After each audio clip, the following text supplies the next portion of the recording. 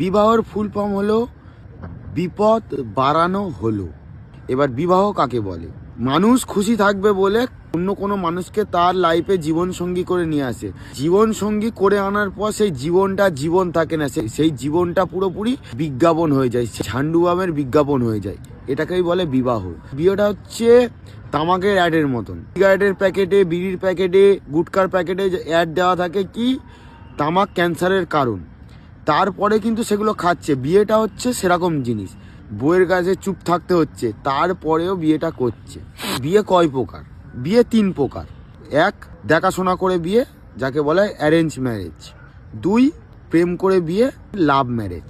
3 হচ্ছে ধরা পড়ে বিয়ে। মানে অ্যারেঞ্জ ম্যারেজ কাকে বলে? তুমি রাস্তা থেকে যাচ্ছ, একটা সাপ এসে তোমার পিছন থেকে কামড়ে দিল, সেটাকে বলে অ্যারেঞ্জ ম্যারেজ। লাভ ম্যারেজ হচ্ছে যে তুমি খুঁজে খুঁজে সাপটার কাছে যাচ্ছ, এটা বলে যাচ্ছে যে সাপ আমাকে কামড়াও, হচ্ছে কি ধরা পড়ে বিয়ে। ওরা প্রেম করে কোনো জায়গায় কিছু করতে যায়, অ্যারেঞ্জ করে দেয় অন্যজন। এটাকে যে কোনো মুভিতে দেখানো হয় কি বিয়ে হয়ে গেল, মুভি শেষ। রিয়েল লাইফে ওটা কি হয়, বিয়ে হলো, মুভি শুরু হলো। মুভিতে বিয়ে আর রিয়েল লাইফে বিয়ের মধ্যে পার্থক্য।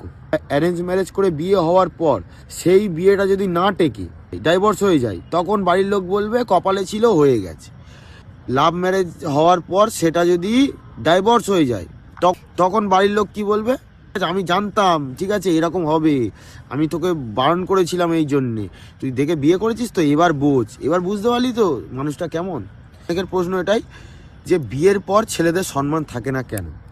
কারণ হলো একটা মেয়ে বিয়ে হয়ে তার শ্বশুরবাড়ি আসার পর ওইখানে বাবা মা ছিল, এখানেও শ্বশুর শাশুড়ির মতন বাবা মাকে পাচ্ছে, ভাই ছিল ওরকে ভাই হিসাবে পাচ্ছে।